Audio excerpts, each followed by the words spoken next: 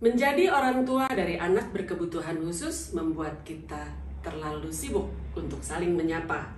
Tapi di tempat ini, tempat bercerita, kita bisa saling menyapa, bercerita, dan berbagi pengalaman tentang anak spesial kita dan tentang apa saja. Dan tentu, saling menguatkan.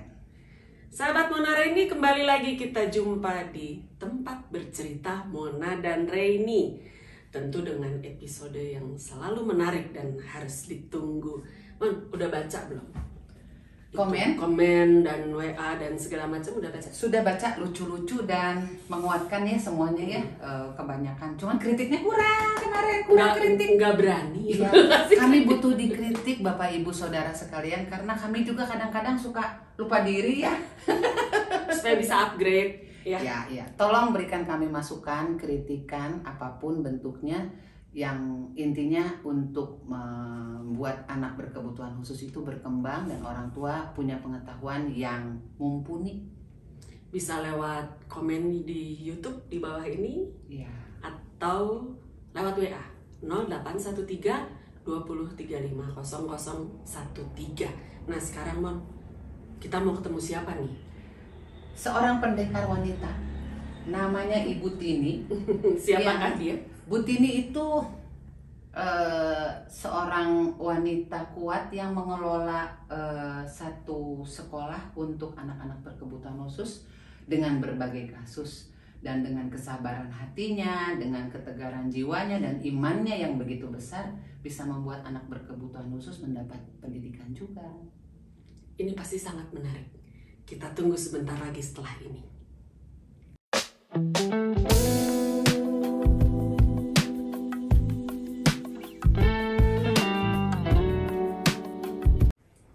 Kembali lagi di tempat bercerita Mona dan Raini, masih dengan keseruan cerita dari Bu Tini.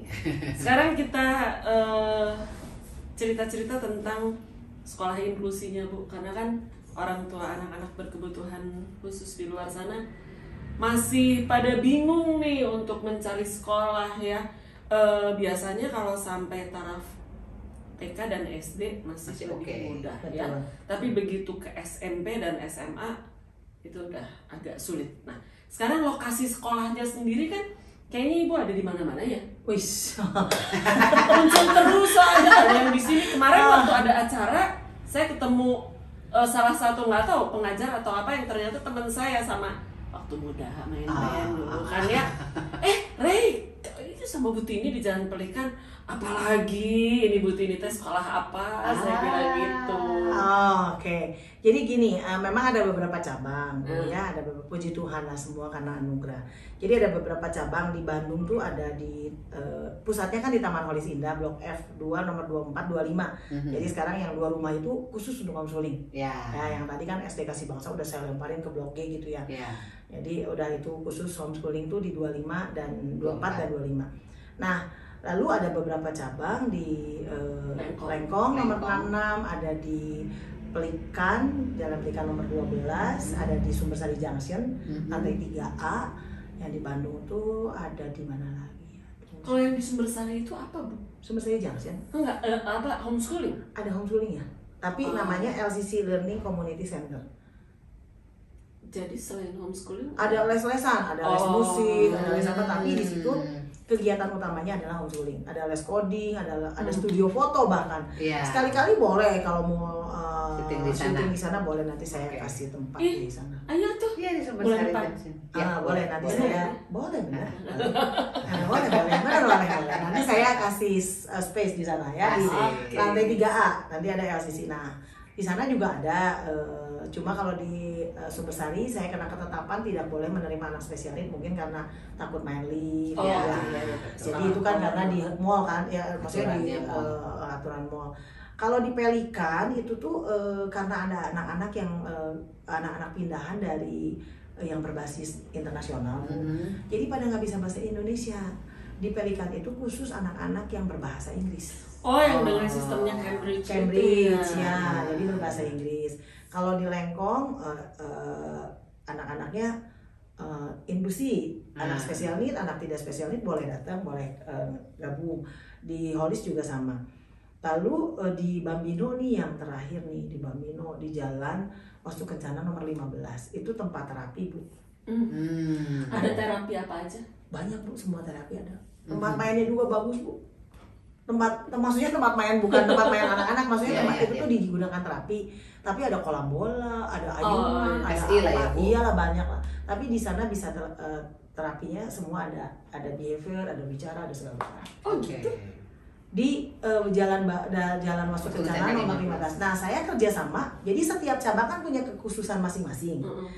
Kalau di Lengkong ya ada banyak ekskul ya dulu ya. Sekarang lagi pandemi ya sedih juga sih nggak ada ekskul gitu ya. Di Lengkong sama di pusat itu sama, banyak sekali ekskul gitu ya. Ekskul apapun ada gitu ya, banyak. Kalau di Pelikan keunikannya adalah berbahasa Inggris. Kalau di Bambino itu tuh kita combine sama terapi. Jadi 1 jam belajar, 1 jam terapi. Combine jadinya. Combine. Jadi misalnya anak-anak mau sambil terapi tapi mau sambil belajar. Ya udah di sana aja di Bambino karena ada terapisnya. Jadi itu teh gimana? Awalnya untuk bersekolah dulu apa untuk terapi dulu yang daftar? Yang daftar?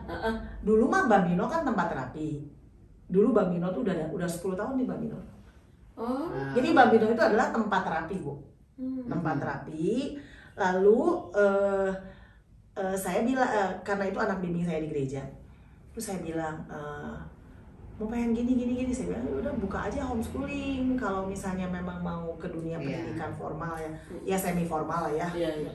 Ada rapot, ada segala macam. Terus kata saya tuh combine aja sama terapi, jadi 1 jam belajar, 1 jam terapi. Karena kan kalau ke sana pasti anak-anak yang terapi. Memang anak-anak yang spesial need karena terapi kan Bu. Gitu. Jadi 1 jam terapi, 1 jam belajar. Gitu. Untuk masa pandemi ini ya Bu, kalau udah nggak masa pandemi mah mungkin bisa 3 jam berubah lagi. Begitu. Jadi yang terbaru itu cabang yang saya buka di Bambino. Jadi itu yang di Bambino itu tidak datang setiap hari? Enggak, maksimum 3 kali. Jadi tapi jadi murah Bu. Jadi murah karena kan dia bersekolah. Kalau terapi sendiri, yang pertama mungkin kerepotannya ngatur jadwal dengan sekolah ya. Betul nggak? Sekolah punya waktu, tempat terapi punya waktu. Kalau di Bambino dia 3 kali nih atau 2 kali misalnya datang. Berarti kan sambil sekolah belajar sejam, 1 jam lagi terapi gitu ya. Dan jauh lebih hemat. Jauh banget lebih hemat. Itu dari usia berapa sampai berapa? Dari usia 5 tahun sampai SMA. Muridnya baru ada 2 Bu.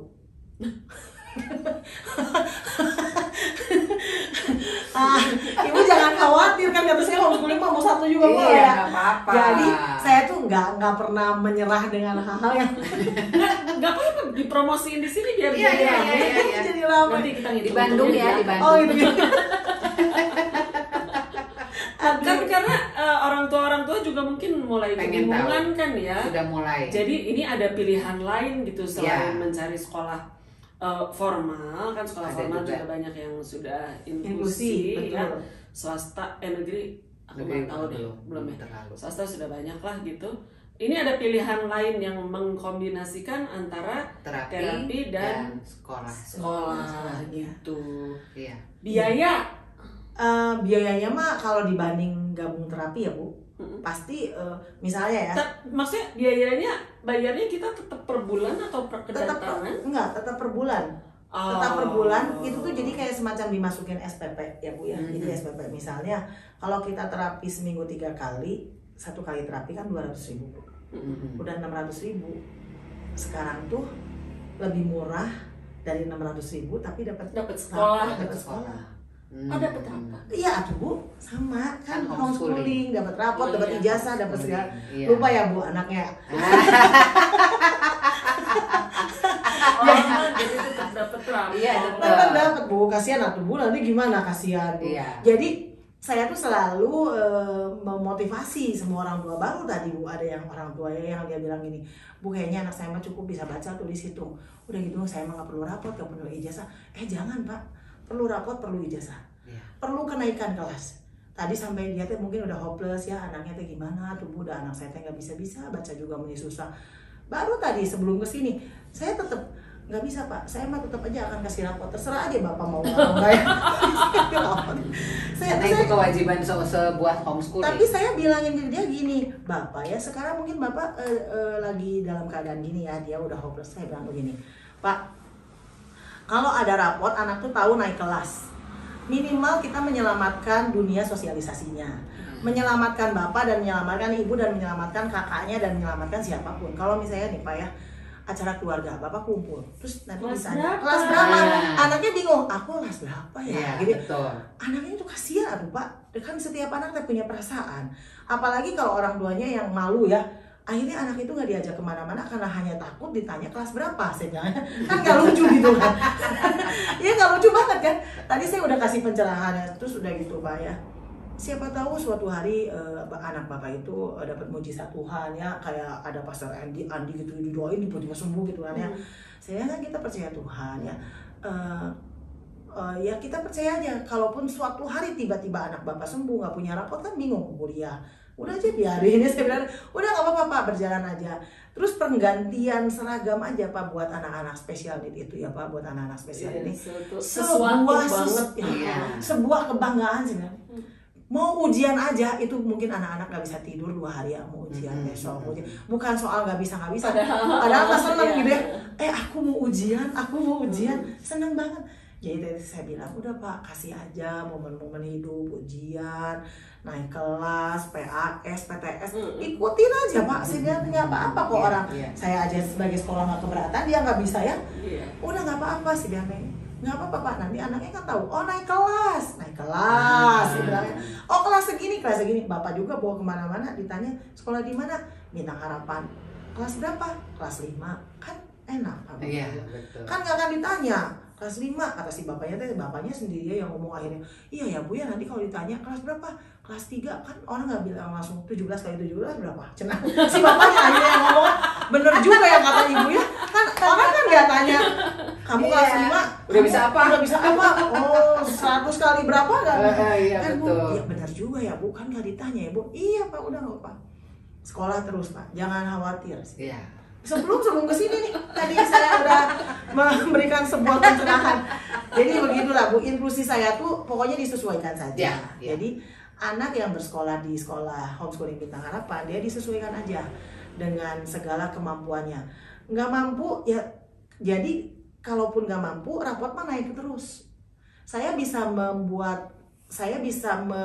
menahan kenaikan anak yang tidak spesial need. Anak yang spesial need saya naikin terus. Yang tidak spesial need saya kosongin rapotnya. Kamu gimana ini? Rapot kosong. Itu teh pernah diprotes sama anak saya, sama Bianca. Ih abang mama nih anak saya. Ulangan bisa, nggak bisa juga naik aja terus. Aku pindahlah ke sekolahnya abang. Kalau Bianca kayak gitu saya bisa paham. Kan dia mah tugas banyak ya, reguler lah tugas banyak, sekolah Katolik pula kan ya Bu. Iya bang mama nih anak ini nggak ada aku pindahlah. Iya Bu, karena kan kita beda tujuan ya Bu. Betul. Jadi saya juga selalu kasih tahu ke orang tua murid kan di homeschooling Bintang Harapan itu anak tidak spesial ini sekarang puji Tuhan banget total murid dari ada cabang kan di Jakarta, ada di Bali baru 2 anak, di Cianjur ya, di Cipanas gitu ya. Total murid kan kurang lebih sekitar 200 ya. Kurang lebih ya puji Tuhan Bu. Iya. Dari sekian banyak itu anak yang spesial need-nya paling top itu 40 orang 50 orang. Sisanya itu tidak spesial need. Nah, saya kalau anak yang tidak spesial need saya tahan Bu, rapotnya dikosongin. Iya Bu, nanti orang tuanya datang bawa anaknya, saya kasih lihat, kamu yang ini belum keisi. Sampai kan ada juga anak yang tetap bandel ya Bu, namanya juga dunia kan penuh dengan dosa yang tadi saya bilang itu. Betul. Sampai ujung-ujungnya ya Bu, sampai harus kenaikan kelas. Saya bilang ini, kamu kalau mau diisi, kamu kena sanksi sosial. Kenapa Bu? kenapa sih itu Bu naik terus? Kamu mau kayak dia? Ya bener nggak Bu? Saya sih suka Saya juga kamu bilang, mau? "Ya, kamu mau Down syndrome?" Kamu mau kayak dia? So boleh, sama saya dinaikin nih, saya bilangnya. Ya supaya dia tahu kan Bu, dia setiap orang punya tanggung jawabnya masing-masing. Anak-anak murid-murid saya di homeschooling yang tidak spesial nih kan banyak. Kata saya juga dari 200 berarti 150 anak saya tidak spesial nih kan. Saya bilang tetap harus ngikutin. Jadi apa Bu tugasnya? Sanksi sosial. Apa itu sanksi sosial? Kamu datang ke panti asuhan, bikin acara di sana, bikin kasih sumbangan. Udah gitu minta surat dari sana bahwa kamu sudah melaksanakan acara itu, saya baru isi rapotnya Bu. Ya kalau enggak kan dia nggak enakan ya Bu. Kan dia mesti sadar ya. Maksudnya dia kan ngerti, dia tahu gitu. Iya betul. Dia harusnya ngerti. Jadi bener ya Bu, kayak kemarin saya agama, saya kan ngajar agama. Ada beberapa yang masih saya kosongin. Orang tanya, Bu kenapa kosong? Ya nggak pernah ikut meet. Tugas nggak dikerjain dan lain sebagainya, ada buktinya. Kerjain kok Bu, nggak bisa kalau udah zaman online gini, apalagi zaman nggak ada buktinya. Nggak ada Bu, itu terekam semua. Anaknya bilang keselip. Katanya udah ngirim Bu, tapi nggak kekirim. Nggak mungkin Bu. Saya bilang sok aja datang ke sekolah nanti rekam jejaknya bisa kelihatan. Iya betul. Karena saya bilang ini Bu sanksi sosial aja kalau anaknya memang nggak mau. Sanksi sosialnya apa Bu? Ke panti asuhan atau ke panti jompo, bikin acara di sana, kasih sumbangan, ya Bu, bener ya? Supaya dia tahu, oh saya tuh harus melakukan sesuatu, supaya dia juga nanti belajar. Ada orang-orang yang lebih repot dari dia yang pengen sekolah susah gitu. Iya betul. Jadi saya kasih sanksi sosial. Udah ada beberapa anak yang kena sanksi sosial. Ada beberapa yang ya harus begitulah Bu ya. Betul Bu Tini. Karena pendidikan menurut saya bukan hanya sekedar penilaian di atas kertas 70, 80, 90 ya Bu. Ya. Mungkin ada beberapa anak yang memang dia tidak suka pelajaran itu, atau memang anak itu sedang memberontak. Dia nggak mau mamanya marahin atau apa, nggak mau. Ya ujung-ujungnya dia harus ngerti bahwa ada sanksi dari setiap apa yang dia lakukan. Karena dia ngerti. Saya selalu bilang semua ada akibatnya. Semua ada. Kamu melakukan ini ya ada akibatnya. Betul. Saya biasanya Bu saya umumin di awal semester. Saya bilangin, anak-anak ini semua secara menyeluruh ke anak-anak yang tidak spesial nih terutama ya. Google Meet bareng saya. Anak-anak kalau di antara kalian ya, kamu tuh nggak ngerjain tugas, nggak ngerjain ini, nggak ngerjain. Terus kamu tetap sampai ujung juga kamu kayak gitu. Pasti saya kenakan sanksi sosial. Anak-anak udah tahu. Iya, karena Bu, aduh saya Maya anak-anak yang spesial need Maya Bu, nggak ada yang nggak meet Bu. Meet itu harus nggak meet aja ditanya, Miss mana linknya? Telat 2 menit aja teh udah ribut di grup. Ini teh kapan mulainya? Ya ampun. Iya, kalau anak spesial lebih behave, lah lucu. Kalau anak-anak spesial mah lebih nurut, lebih baik, lebih ke guru teh lebih sopan ya, walaupun WA-nya nggak nyala rambungnya. Tiap hari saya ada murid saya tiap hari itu pasti WA saya. Bu Tini sekarang sedang makan apa? Ibu sedang di jalan. Kasih tahu dong di jalan mana. Aku nanti mau ke jalan itu. Ya ngapain juga jalan itu kan? Gitu kan, lucu-lucu kan? Aduh. Tapi kan dia bisa berkomunikasi ada sesuatu sekali. Sesuatu sekali. Ya, sesuatu. Nanti SPOK-nya kebalik, tapi kan saya mah udah ngerti ya. Oh maksud dia tuh ini gitu kan. Oh ya saya jawab tuh. Gitu Bu. Karena mereka mah nunggu Bu. Kalau anak-anak yang nggak spesial nih, aduh hai banget ya, udah diteleponin. Itu teh Bu ngasih link ya Bu, saya kan ngajar agama, ngasih link tuh ya 15 menit sebelumnya. Anak-anak jangan lupa ya hari ini ada agama, silakan masuk ke linknya. Oke, dah ya. 5 menit lagi masukin lagi. Anak-anak jangan lupa ya jam segini. Udah jam segitu belum ada. Anak-anak ayo masuk. Itu yang normal ya. Itu teh yang nggak spesial nih Bu. Begitulah. Begitu. Tapi kalau anak-anak spesial nih, Miss mana linknya Miss? Berbeda ternyata. Renungan aja ditunggu-tunggu ya. Renungan pagi aja ditunggu-tunggu kan, kita tiap hari tuh di SD Kasih Bangsa itu ada renungan pagi jam 8 tuh renungan pagi. Kalau yang hari Selasa tuh kelas anak-anak kelas istimewa ya Bu, hari Selasa kan saya yang bawa renungan tuh kalau Selasa. Itu tuh udah ditunggu-tunggu. Saya telat sedikit tapi Bu Tininya belum datang tuh itu udah muncul semua. Bu Mini tuh itu udah gini Bu. Bu Tini, anak-anak udah masuk. Kan rumah saya di atas, anak-anak udah masuk Bu, anak-anak udah masuk. Iya sebentar kan tadi saya baru rapat ya, maksudnya kan itu tuh sebelumnya ada pertemuan Dengan guru-guru guru dulu. dulu. Sebentar Bu Mimi, sebentar gitu ya. Anak-anaknya udah pada masuk. Nanti kalau saya datang, ya Bu Tini, Bu Tini. Bahagia kan ya? Anak-anak reguler mah boro-boro pasti tidur tuh. Iya Bu, kalau bisa Bu Rini rapatnya lama. Dari 150 anak aja yang kalau renungan kan itu dibagi SD. Ya SD mah masih mending lah ya Bu, masih pada datang. Begitu SMP saya tuh mungkin sekitar 50-60 orangan ya. Kurang lebih sekitar 60-an. Yang renungan tuh paling 25, 30. Lanjut ke SMA ya Bu. Wah, makin SMA sedikit. 18. Ikut renungan nih Bu. Saya bawa renungan setiap Senin, saya bawa renungan di SMP. Kalau Selasa di anak-anak istimewa. Iya, kebayang. Iya, jadi seru kalau anak-anak istimewa udah banyak Bu, udah banyak gitu. Begitu saya muncul, selamat pagi Bu Tini, selamat pagi Bu Tini. Ya, semua teribut ngomong. Oke. Kita lanjutin sebentar lagi ya. Wah ini masih berlanjut ya? Masih. Wah, maaf ya.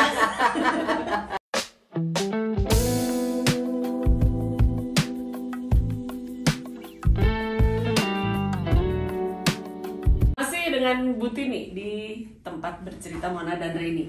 Nah Bu, ini saya pengen tanya, kan masih banyak sekali sekolah-sekolah yang entah apapun alasannya masih tidak menerima anak special need. Padahal sudah jelas aturan dari pemerintah bahwa tiap sekolah apapun jenisnya harus menerima anak spesialis. Memang ada batasannya ya. Betul. Jadi kita masih, saya pribadi masih lihat aturan pemerintah itu satu hal, pelaksanaan itu hal lain. Ya. Padahal ini harusnya kan nyambung ya, Ya, betul. harus dilaksanakan gitu. Bu Tini sendiri melihat itu gimana? Karena tadi kita ngobrol, Bu Tini bilang ada sekolah-sekolah dengan standar tertentu hanya mau menerima anak-anak yang sudah masuk ke standar itu gitu. Nah Ibu lihatnya gimana? Kalau kami sih nggak usah ditanya ya, karena kami kan memang pasti sedih dengan fenomena itu. Iya, betul. Saya sendiri juga kalau saya ditanya seperti itu, saya juga sedih ya Bu. Harusnya semua anak itu punya kesempatan walaupun dibatasi. Menurut saya dibatasi penting. Saya bukan berarti menomorduakan anak-anak spesial need. Tapi kalau anak spesial need ada di sekolah reguler, artinya kan udah harus masuk ke dalam sebuah sistem reguler yang tidak bisa apa-apa tuh, nggak bisa bergerak gitu ya. Dan ada sekolah-sekolah tertentu yang tidak bisa terima karena mungkin kerepotan Bu. Di SD Kasih Bangsa sendiri, tadi kan saya ada SD reguler namanya SD Kasih Bangsa. Itu adalah inklusi Bu. Jadi saya tetap terima 2 anak yang spesial need di sekolah reguler saya. Per kelas 2 anak. Kenapa 2 anak? Karena guru itu harus bikin soal yang disesuaikan. Inilah yang bikin jadi lama. Jadi waktu juga. Betul, waktu. Jadi terus udah gitu guru juga perlu waktu untuk bikin soal. Berapa tipe gitu ya. Iya. Ada anak spesial nih 2 tipe, ini berarti dalam satu kelas dia bikin 3 tipe soal. Untuk anak reguler, spesial need A, spesial need B misalnya. Nah itu tuh repot. Jadi ada banyak sekolah yang tidak mau repot, akhirnya dia tidak mau terima ya. Padahal tetap kalau menurut saya tuh sangat menyayangkannya, karena menurut saya ya sekolah itu adalah sebuah institusi di mana anak-anak itu bisa belajar, berkembang, bertumbuh, dan dia harus dapat kesempatan. Menurut saya semua anak harus dapat kesempatan sekolah yang memang dituju oleh orang tua demi kebaikan anak-anaknya. Prinsip saya itu di dalam pendidikan, filosofi yang paling mendasari saya selain saya baca-baca buku, kenapa banyak ekskul, makanya karena saya baca buku-buku Howard Gardner ya, makanya saya yakin semua anak tuh pinter pada bidangnya masing-masing. Mama Abraham pinter pada bidangnya, Aurel pinter pada bidangnya, saya percaya semua anak itu punya mutiara-mutiara yang Tuhan berikan. Tapi prinsip pendidikan saya itu, kenapa saya dari dulu selalu tidak pilih murid, baik les, baik di sekolah saya, tidak pilih murid. Karena saya percaya ditulis di dalam Matius pasal 12 ayat 20 ya, itu tuh prinsip yang mendasari dasar pemikiran saya. Bulu yang patah terkulai tidak akan dipatahkannya, sumbu yang pudar nyalanya tidak akan dipadamkannya. Menurut saya prinsip pendidikan itu adalah harapan. Jadi kalau kita mendidik berarti harus mendidik dengan harapan. Keadaan apapun juga jangan sampai udah sumbunya pudar gitu ya, sengaja gitu minyaknya dihilangin, sumbunya dimatiin, dikasih api gitu, dikasih air, menurut saya itu bukan prinsip pendidikan, karena pendidikan itu adalah sebuah harapan. Betul. Kalau misalnya seorang pendidik tidak punya harapan, jangan jadi pendidik. Pendiri sekolah tidak punya harapan, jangan jadi pendiri sekolah, karena mereka yang harus memberikan harapan betul, sama anak-anak kan. betul, memberikan harapan. Terus si guru juga ketika ngajar dia harus punya harapan dong terhadap anak. Bayangan coba kalau guru ya nggak punya harapan dapat anak yang spesial need, ini mah udah akan bisa apa. Nah, kayak tadi kan kita cerita, makanya dirimu jadi D3 kan gara-gara betul. Karena tidak diberikan harapan. Nggak bisa S1, kamu mah nggak bisa S1 bener aja, nggak bisa, aku mah nggak bisa. Bener nggak bisa. Mindsetnya berubah. Nah, jadi menurut saya pendidikan itu adalah sebuah harapan. Semua yang ada di dalam institusi pendidikan, yang pertama jelas pendiri sekolah, yang kedua kepala sekolah, yang ketiga guru, orang tua, murid, semua harus punya harapan. Karena itulah jantungnya dari sebuah pendidikan adalah harapan. Betul. Makanya tadi saya bilang kalau kita buat sekolah pengen anaknya udah pintar, udah baik, udah gampang atau itu mah ya. Gampang harapannya bisa. Apa coba Bu? Sekolah tanpa harapan. Atau ini tidak sesuai dengan prinsip ibu dong kalau iya, gitu. nggak sesuai. Jadi harus punya harapan. Oke. Nah, Bu, kan yang bekerja sama antara dari atau apapun lah, harapan itu harus dimiliki oleh mulai dari pendiri, pendidik, orang tua dan sebagainya. Saya mau membahas sedikit tentang peran orang tua ya. Peran orang tua ini kan sebetulnya jauh lebih besar daripada sekolah. Betul sekali. Ya. Tapi pada saat orang tua memasukkan ke sekolah anaknya, kalau dengan saya memasukkan Aurel ke sini atau Bianca ke situ, berarti saya percaya dengan institusi sekolah itu dan saya nggak mau ikut campur. Sudahlah, urusan sekolah ya mungkin malas juga lah saya, ya ngapain lah gitu ya. Tapi kan banyak sekali orang tua yang ikut campur lah gitu ya, bahasa pasar saya mah atau apa, ingin terlalu terlibat dan kadang-kadang setengah mengatur gitu ya ke sekolah atau banyak komplain gitu. Nah, Ibu Tini dapat nggak yang gitu-gitu? Oh, komplain mah banyak Bu. Dari orang tua spesial needs pasti banyak. Dari orang tua spesial needs banyak, karena kan ada banyak orang yang tidak memahami kayak misalnya ya, yang lucu begini ya, udah tahu kan anaknya itu spesial needs ya, saya bilang secara akademisnya nggak akan bisa ya, bukan saya tidak punya harapan ya jangan berharap dia terlalu tinggi ya. Jangan berharap dia seperti itu gitu, kan kita punya harapan yang lain gitu. Nah dia tuh udah ikutan Bu ya nggak apa-apa Bu, anak saya mah nggak apa-apa Bu, sok dimasukin aja terserah Ibu. Tapi kalau nanti mau ujian, saya kan kasih TO ya, Aurel juga pernah ya tryout. Kan tryoutnya mah saya nggak bisa ngikutin yang harus dikerjain di rumah. Yang inklusi dong, kan nanti kan TO itu sama dengan yang nasional. Ya. Nah biasanya saya paling banyak dapat protes di situ Bu. Kenapa ini teh semua nggak dipelajari? Iya Bu, nggak dipelajari ya, betul nggak? Dan penelitian. Iya, memang nggak dipelajari, saya udah jelasin. Ini teh Pak, kan dulu tuh kan ya anak Bapak tuh dimasukinnya ke yang inklusi ya. Kan ada yang reguler juga berarti saya kan. Homeschooling yang tadi anak-anak tidak spesial ini kan belajarnya sama, K13 ya udah ikutin. Saya bilang ini teh soal-soal yang kita kasih ini soal-soal K13 supaya anak-anaknya tuh rada ngerti, maksudnya ngisi nyoret-nyoretnya gitu. Ngebulet-buletin kan harus latihan kan Bu ya. Iya, betul. Iya, bukan soal. Nah, tapi nyata jadi orang tua tuh akhirnya jatuhnya teh ke materi lagi Bu. Maksudnya? Ke materi, kenapa anak saya nggak diajarin yang kayak gini?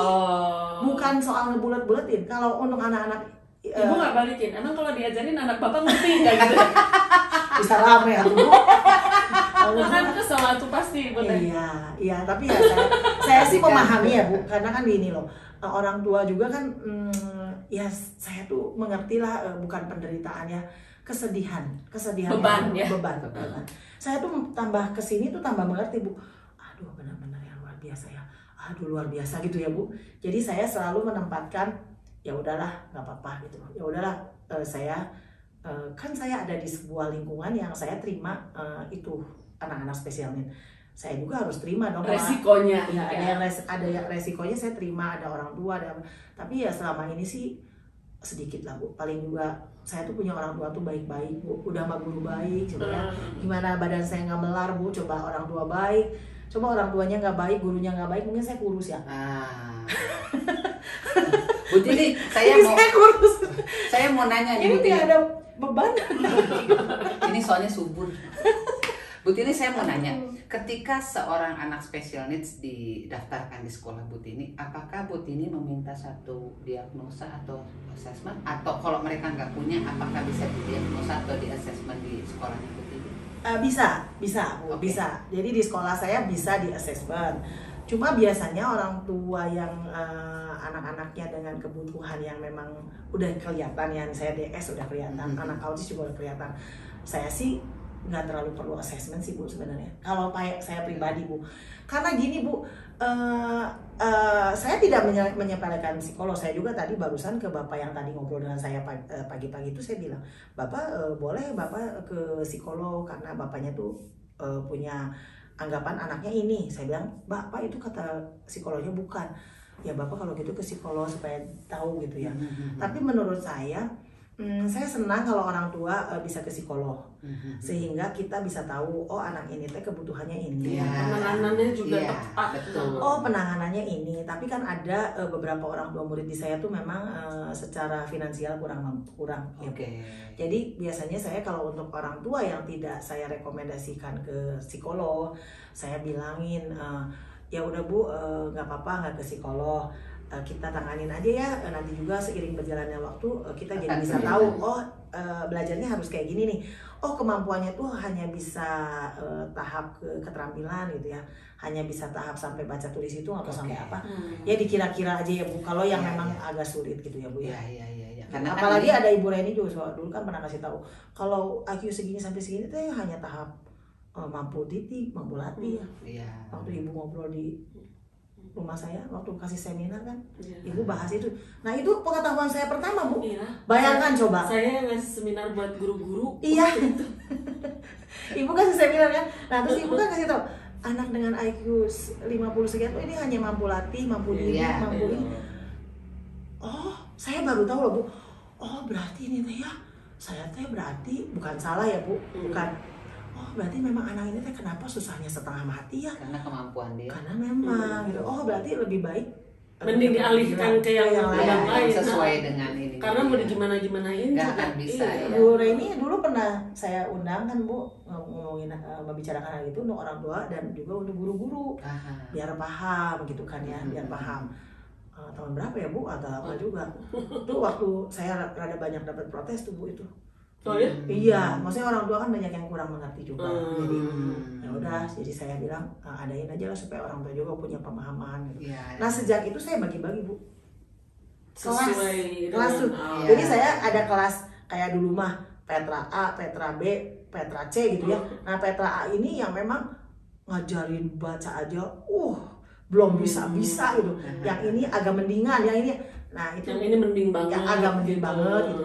Jadi saya belajar lah saya juga belajar. Karena daripada buang-buang waktu kan mending kita alihkan Iya, ke iya. yang Makanya lain. Bu, anak-anak yang seperti itu sekarang kan saya program terbaru nih Bu ya. Sekarang ini sekalian dikasih tahu aja ya. Saya tuh membuat sebuah akademia untuk anak-anak spesial need. Jadi mereka itu hanya belajarnya mata pelajarannya sedikit. Itu tuh untuk anak-anak yang lulus SMA.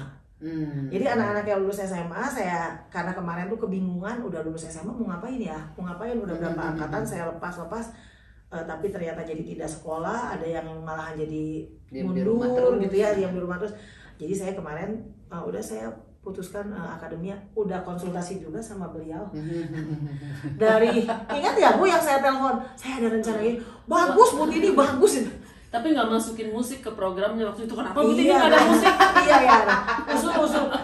Ada musik atuh Bu? Iya, saya bilang iya, boleh nanti saya ini. Terus kan ketunda tuh gara-gara pandemi, Iya. ketunda. Terus sayanya juga ngerasa aduh pandemi. Lalu tapi pandemi yang sekarang tahun ajaran 2000 ini tuh berarti 21 ya. Iya. 21-22 ini saya ini buka karena ada 5 murid yang memang mamahnya udah 2 tahun lulus masih ada di situ Bu, nggak mau keluar. Oke. Karena Masih kan sekolah di sini. masih sekolah. Jadi saya pikir tuh, ya udah. Jadi saya tanya ke mamanya, saya mau bikin ini lah nanti saya kelompokkan. Di mana Bu? Di situ. Di rumah sih di sini. Maksudnya belum punya yang baru Bu, nanti kan belum warisan. Sehingga udah ada tempat Nah, baru. enggak. Di situ saya bongkar Bu, ruang belakang Yang mana? yang nomor 25. Hah? Pinggirnya tuh saya bikinin huruf L gitu Bu, lumayan rada gede. Jadi saya, nah fokusnya berbasis vokasi berarti ya Bu, ya, keterampilan. Saya bikinnya kue.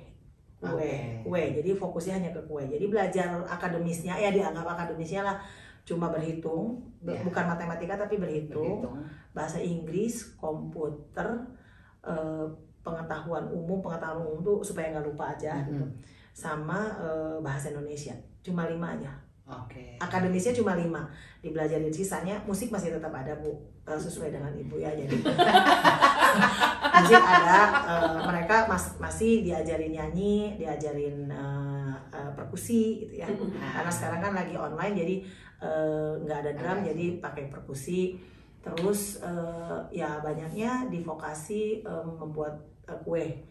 Nah, bersyukur sekali ada satu teman saya, anak kakak adiknya dulu bekas siswa homeschooling, dia punya kafe, terus dia juga lulusan dari NHI. Saya mintain, mau nggak ngajarin bakery?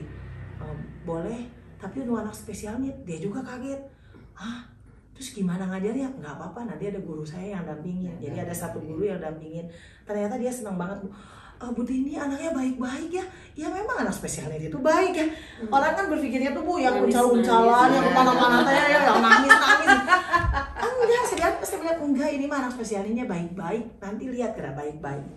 Jadi mereka muter-muterin Bu. Kemarin udah dijual, Natal laku keras Bu, udah habis. Oh, yang dijual waktu di Citylink. Di Citylink. Nah, itu hasil karya mereka kan. Jadi saya jualin di toples-toplesnya, dijualin 10.000, ada yang nasar 15.000. Nah, yang gurunya itu namanya Miss Bella, yang punya kafe salah satu kafe di Nara dia. Jadi dia juga seneng. Oh Bu, baik-baik. Seneng nggak ngajar? Seneng ya. Baik-baik, anaknya nurut-nurut. Ya memang nurut-nurut mereka. Bager. Jadi, nah saya justru yang kas belum yang kerasa ya. Iya. Aduh, liar Bu. Ya, jadi orang tuanya aja kerasa ya punya anak yang. Saya kadang-kadang kalau lagi kesel gitu, aduh Bi, mama mending punya anak DS daripada ngurus kamu. Abang mah geraya Bu ya, Bang makan yuk, disediain makan, dia udah selesai taruh, biarkan Abi makan. Aku mau GoFood aja lah, sebel ya. Kan aku teh masak ini. Ini kan pasti diedit sama anaknya nanti. Kenapa? Terus kalau abang dibeliin baju, dibeliin tato, aku mah uangnya aja lah, aku beli sendiri. Ih, kamu tuh sebel. Ya, jadi nah itu namanya, sama saya dikasih namanya akademia. Itu baru cookies. Maksudnya yang berbentuk yang bisa dijual dia. Ya. Saya tuh harapan tertinggi saya ini, mumpung banyak yang nonton nanti ya kan, ini udah banyak subscriber juga. Gini loh, ini kan mau dapat warisan. Oh enggak ya, ini Bu Reni ya Bu aja yang dapat warisan. Maksudnya gini loh, memang saya senang kayak tadi ya kita bincang-bincang sebelum acara ini kan, mau bikin balai pelatihan. Saya sangat support, sangat dukung banget.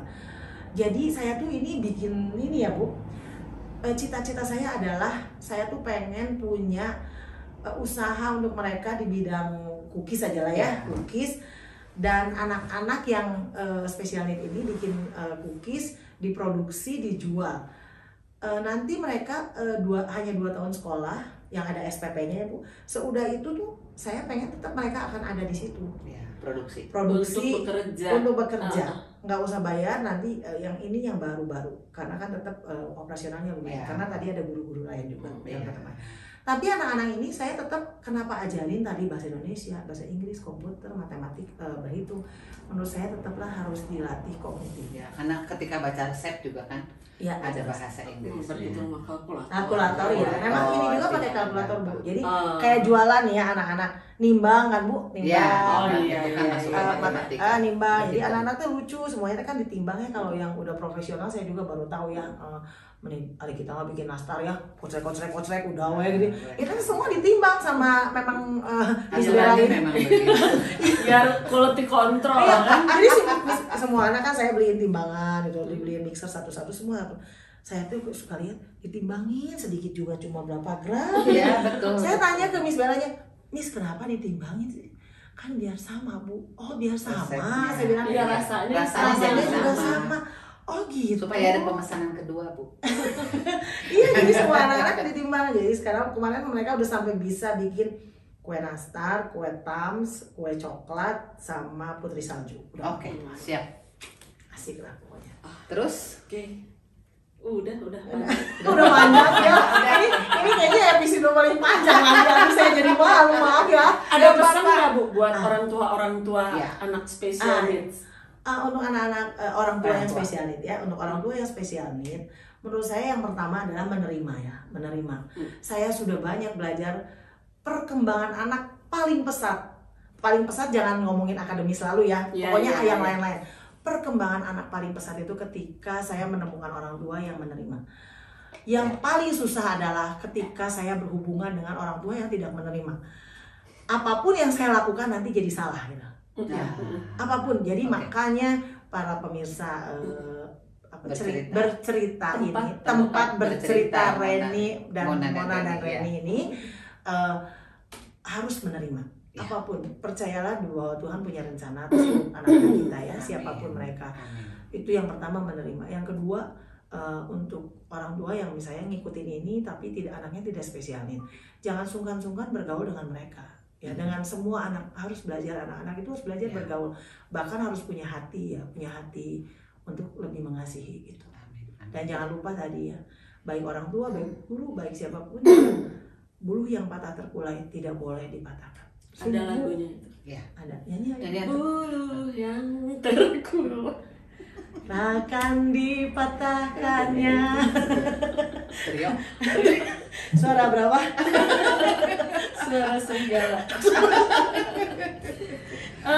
Kesannya Seru sekali perbincangan episode ini ya, sahabat Mona dan Reni. Tentunya memberikan pencerahan-pencerahan lah ya buat kita gitu sebagai orang tua anak-anak special need, bahwa tidak orang tua saja yang kebingungan untuk menangani anaknya.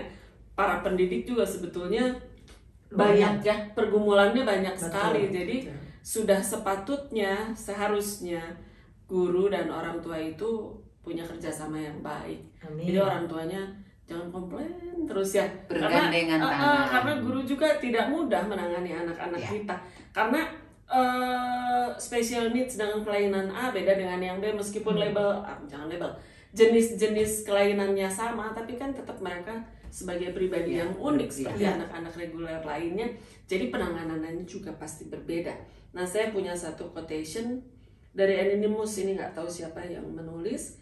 Disebutkan di sini adalah, a school should be a place where a mistake is not to be feared, but viewed as a learning experience. Yang kira-kira artinya, sekolah seharusnya menjadi sebuah tempat di mana kita tidak takut untuk membuat kesalahan, tapi menjadi tempat di mana kita bisa belajar dari kesalahan. Yes. Ini siapa nih yang bikin, nggak tahu, keren. Saya juga dapat dari Google. Di situnya Anonymous. Aduh Bu Tini, terima kasih sekali lagi jauh-jauh dari Hollis ke sini. Ya, nanti kita ke sana sekali-sekali ya, syuting di sana. Iya, boleh yuk. Yuk, Kita ke tempatnya Bu Tini ya. Boleh. Dengan senang hati. Kita supaya banyak yang tahu juga Ya, bahwa bisa sekolah. menyekolahkan anak-anaknya di sana. Kadang ada juga sih beberapa orang tua gitu yang tidak menyekolahkan anaknya karena nggak tahu anaknya mau kemana gitu. Betul. Jangan sampai anak tidak sekolah aja itu Bu. Iya. Jangan sampai Iya, kasihan. Ya, boleh titipkan ke Bu Tini. Nanti kita ke Bu Tini. Banyak lokasinya kan, ada di Hollis, ada di Pelikan, Popo ya Bu ya. Di Wastu Rekom, Kencana. di Wastu Kencana. Oh iya, Wastu Kencana sama di Pelikan mah enggak special needs ya? Enggak, karena berbahasa Inggris. Oh, iya. Ada Bu satu. Ada dulu anak autism, tapi dia begitu bisa ngomongnya bahasa Inggris, jadi nggak bisa ngomong bahasa Indonesia. Terpaksa ditaruh di Pelikan. Maksudnya bukan terpaksa dalam pengertian saya jeburkan gitu ya. Iya, Suasana supaya yang bisa mendukung nyambung di sana. nanti ya. Iya, karena dia nggak bisa berbahasa Indonesia. Baik. Bisanya bahasa Lucu ya. Inggris. Iya. Lucu. Iya, saya juga lucu, saya bilang, nggak bisa bahasa Indonesia. Serius? Iya. Begitu bisa ngomong Inggris, bisanya. Gimana? Lucu. Nanti kita shoot juga dia ya. Nggak usah les lagi. Tapi sahabat Mona ini kita tayang setiap hari Sabtu. Lalu follow Instagram kita di @tempatbercerita Mona dan Reni, atau kalau mau WA di 0813 235 0013. Jangan lupa komen, like, and subscribe YouTube ini. Ditunggu komentarnya semuanya ya. Sampai jumpa. Sampai jumpa.